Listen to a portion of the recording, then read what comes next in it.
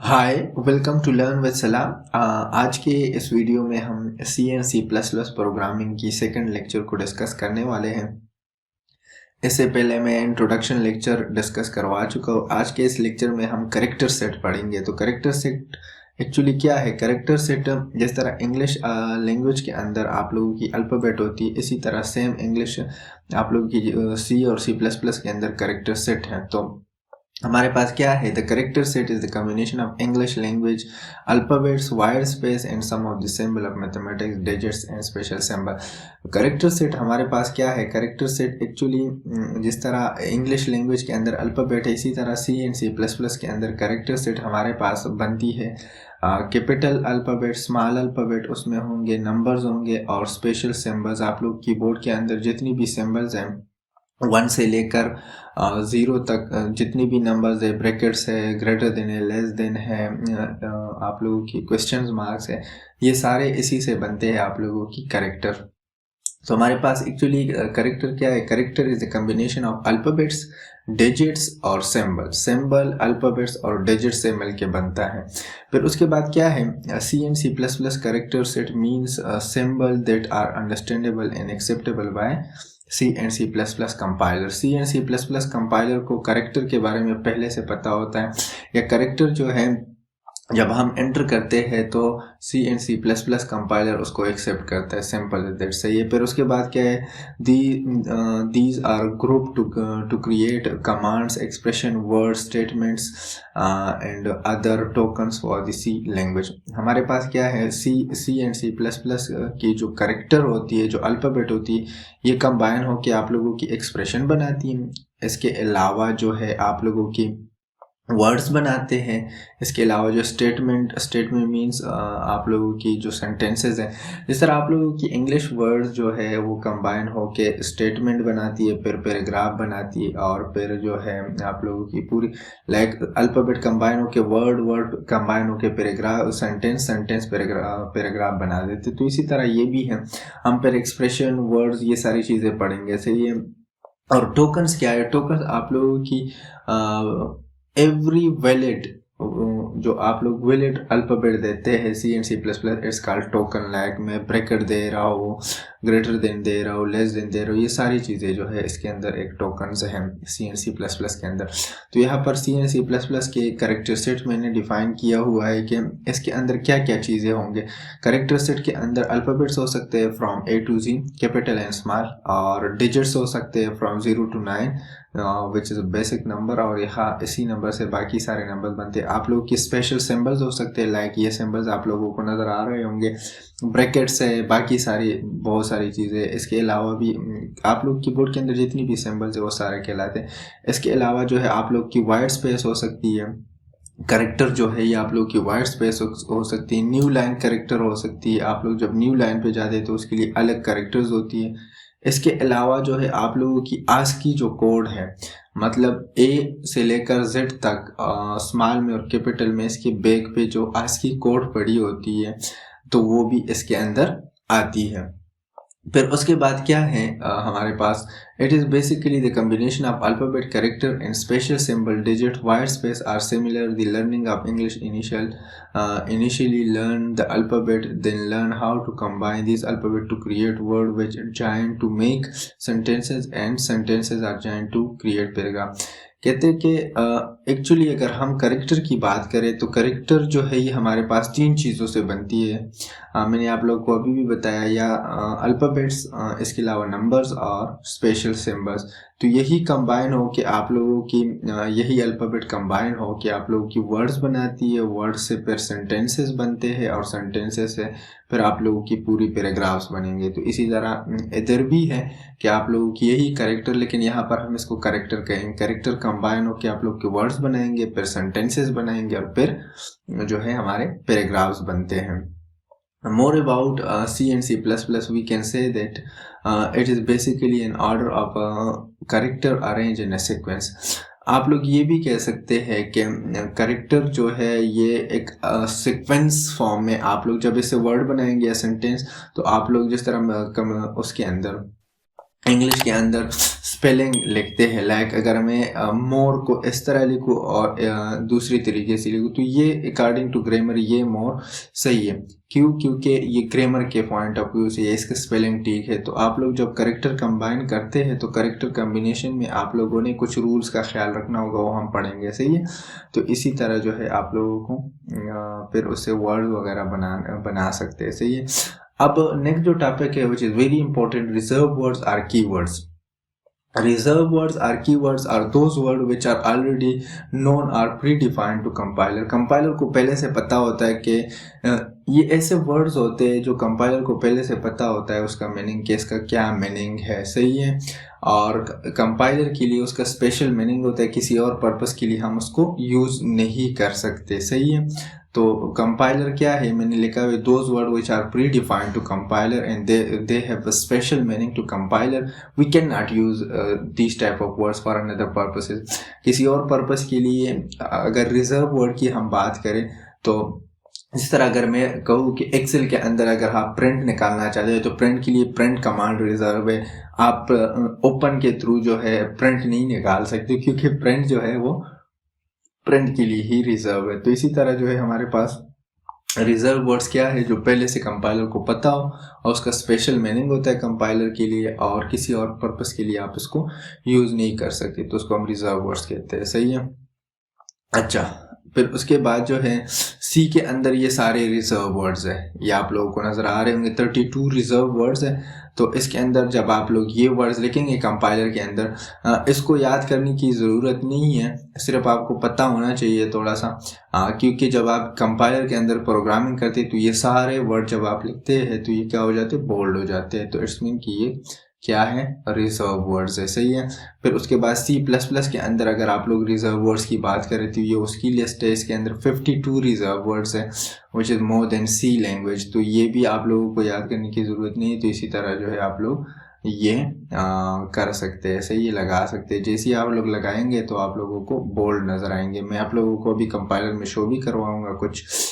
अच्छा, फिर उसके बाद हमारे पास आते हैं वेरिएबल्स। तो वेरिएबल्स क्या है, वेरिएबल जो एक ऐसी क्वांटिटी है जिसकी वैल्यू चेंज होती रहती है। इसके अगर अपोजिट साइड पे देखें, हम कांस्टेंट की बात करते हैं तो कांस्टेंट क्या है, कांस्टेंट जिसकी वैल्यू चेंज नहीं होती।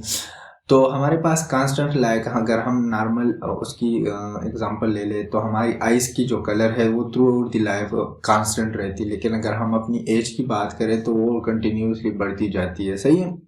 तो ये हमारे पास कांस्टेंट और वेरिएबल। तो यहाँ पर हम वेरिएबल पढ़ेंगे नेक्स्ट वीडियो में, फिर हम कांस्टेंट और उसकी टाइप्स पे बात करेंगे।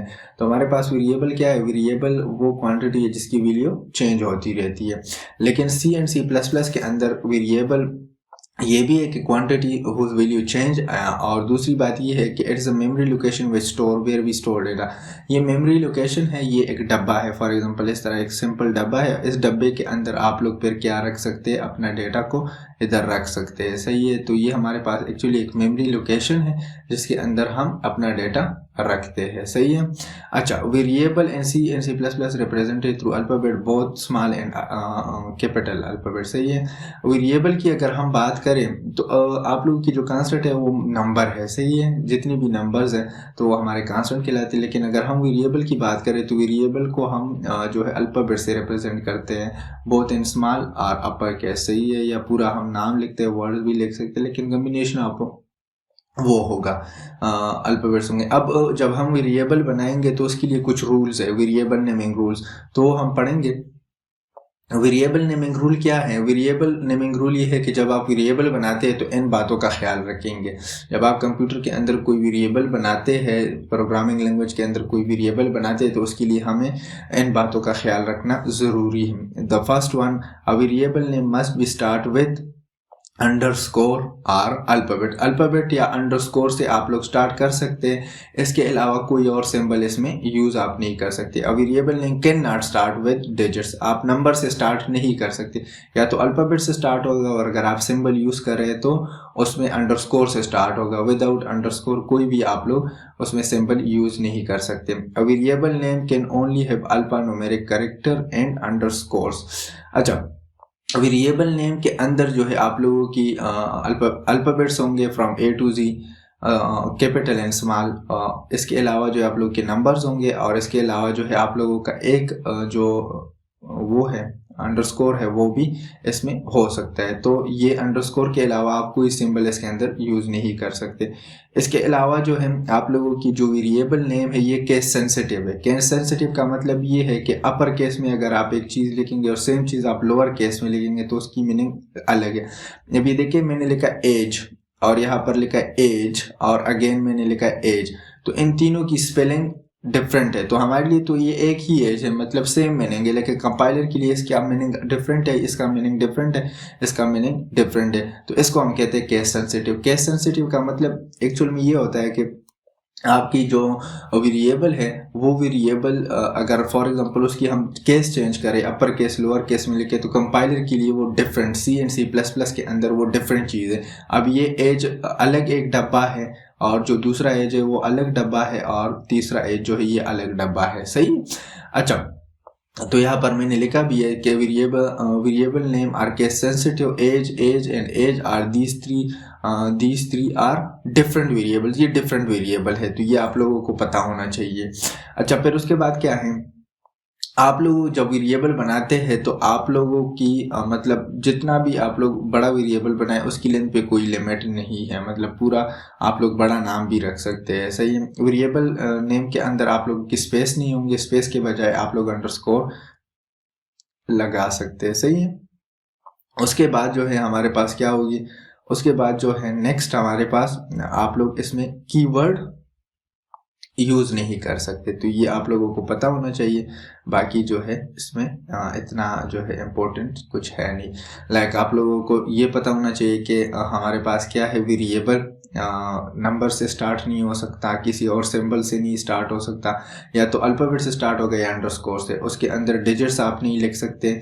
इसके अलावा जो है नंबर्स हो सकते हैं उसके नेम में, वेरिएबल जब आप बनाते हैं, स्मॉल अल्फ़ाबेट, कैपिटल अल्फ़ाबेट और अंडरस्कोर से। ये केस सेंसिटिव है, मतलब अगर आप डिफरेंट लाइक एज और उसकी स्पेलिंग में कोई स्मॉल अल्फ़ाबेट में कोई कैपिटल अल्फ़ाबेट में, तो ये डिफरेंट वेरिएबल है कंपाइलर के लिए। उसकी लेंथ पे कोई लिमिट नहीं है, कितना भी आप लोग बड़ा नेम बना सकते हैं। इसके अलावा जो स्पेस नहीं दे सकते, स्पेस की जगह आप लोग अंडरस्कोर देंगे। और इसके अलावा जो कीवर्ड या रिजर्व वर्ड्स हैं अभी जो हमने पढ़ा, वो आप वेरिएबल के नेम पे यूज़ नहीं कर सकते, क्योंकि वो कंपाइलर के लिए उसका अपना मीनिंग है, तो आप किसी और पर्पस के लिए उसको यूज़ नहीं कर सकते।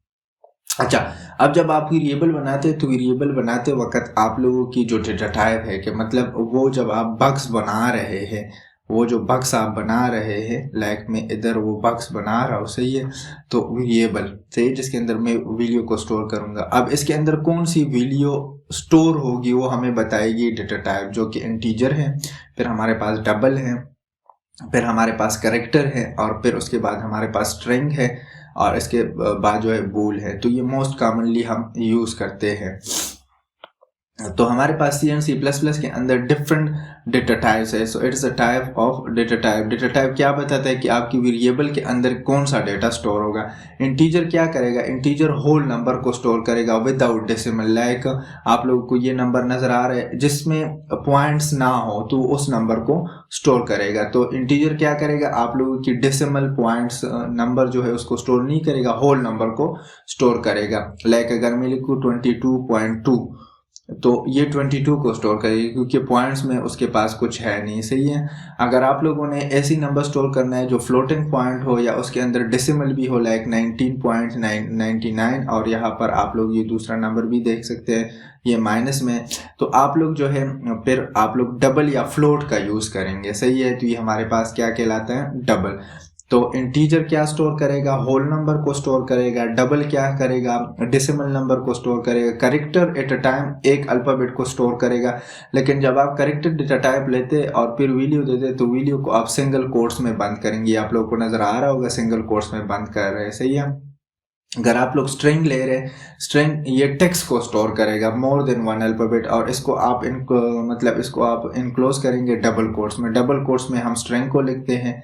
अच्छा, इसके अलावा जो है बूल हमारे पास या ट्रू वैल्यू को स्टोर करते हैं या फॉल्स वैल्यू को स्टोर करते हैं। डिफरेंट एग्जांपल्स हो सकते हैं इसके। लाइक मैं कहता हूँ कि आप मैरिड है या नहीं है, तो इसका आंसर हाँ या ना में होगा, ट्रू और फॉल्स। सही है, आपके पास ड्राइविंग लाइसेंस है या नहीं, अगर है तो ट्रू, नहीं है तो फॉल्स। इस तरह बहुत सारे एग्जांपल हो सकते हैं। तो हमारे पास ये जो है कुछ डेटा टाइप है जो मोस्ट पॉपुलर, इसके अलावा और भी है लेकिन ये बहुत ज़्यादा यूज़ होते हैं। इंटीजर के अंदर हम होल नंबर स्टोर करेंगे, डेसिमल या फ्रैक्शनल पार्ट उसके अंदर स्टोर नहीं कर सकते।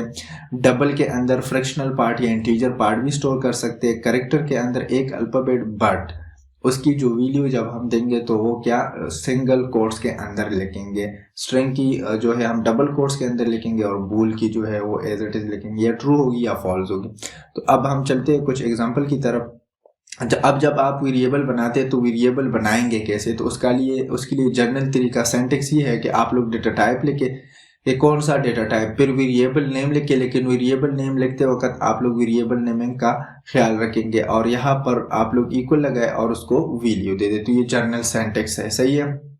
लाइक मैं कहता हूँ एंट, सही है, मैंने एंट लिखा और माय नम, एक नंबर मैंने एक वेरिएबल लिया और इसके अंदर 15 स्टोर किया। जब मैं स्क्रीन पे प्रिंट कराऊंगा माय नम, ये देखिए ये नंबर मैं प्रिंट कराऊँ ये वाला, तो इसमें क्या होगा, आप लोगों की 15 स्टोर है।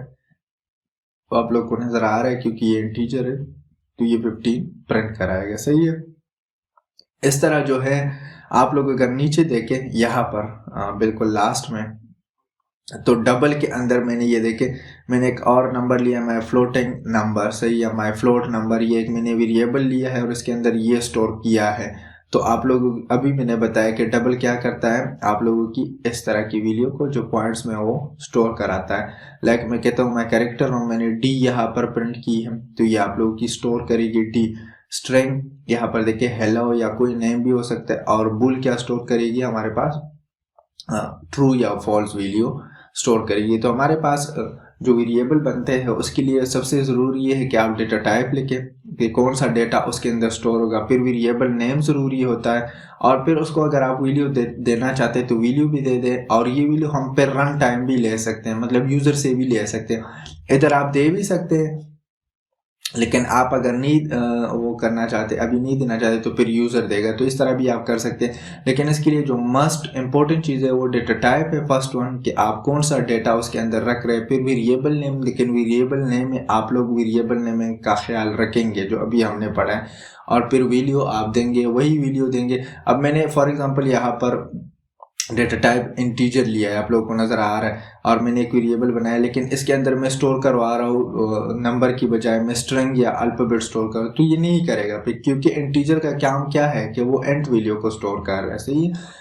तो इसी तरह जो है डबल के अंदर आप लोग स्ट्रिंग या कुछ नहीं पास कर सकते। सही है। फिर आप लोग स्ट्रिंग के अंदर नंबर पास कर सकते हैं। तो ये आप लोगों को आई होप कि आप लोगों को समझ आ गया होगा। सिंपल सी बातें हैं, डेटा टाइप्स हम लिखेंगे, फिर उसके बाद वेरिएबल नेम है, फिर उसको हम वैल्यू देंगे। अब मैं आप लोगों को C++ की जो कंपाइलर उसके अंदर जो कीवर्ड्स थे जो मैंने बताया है अभी, वो थोड़ा सा दिखा देता हूँ। फिर उसके ऊपर हम कंप्लीट प्रोग्रामिंग करेंगे प्रैक्टिकल में। फॉर एग्जांपल मैं लिखता हूँ एंट, जैसे ही मैंने एंट लिखा ये एक कीवर्ड है, इसका अपना मीनिंग है। इसी तरह अगर मैं डबल लिखूँ, इसके अलावा जो है अगर मैं करेक्टर लिखूँ या बूल लिखूँ तो ये सारी चीज़ें बोल्ड हो रही है। अगर मैं ऐसा नॉर्मल टेक्स्ट लिखूँ, ये देखें नॉर्मल टेक्स्ट वो बोल्ड नहीं कर रहा। इसके अलावा अगर मैं एफ लिखूँ इट्स अ कीवर्ड, स्विच लिखूँ तो इट इज़ अ कीवर्ड। तो आप लोगों को मैंने बताया था कि कंपाइलर खुद कीवर्ड्स को क्या करता है, वो ऑटोमेटिकली उसको बोल्ड कर देता है। तो ये नॉर्मल टेक्स्ट है और ये कीवर्ड है जिसकी कंपाइलर के लिए स्पेशल मीनिंग है। So it is all about C and C++ character set, keywords and variables. तो आई होप कि आप लोगों को समझ आ गया होगी। फिर भी कोई क्वेश्चन है तो आप लोग पूछ सकते हैं। और फिर नेक्स्ट वीडियो में हम कांस्टेंट और कांस्टेंट की टाइप पढ़ेंगे। पहले 7-8 लेक्चर में हम ये करेंगे कि हम जो है थ्योरी के ऊपर फोकस करें। जब एक बार हमारी थ्योरी थोड़ी सी उसकी जो कंसेप्ट है वो बिल्ड हो जाए, फिर उसके बाद जो है हम आगे जाएंगे। सो आज की इस लेक्चर में इतना ही था। So thank you for watching.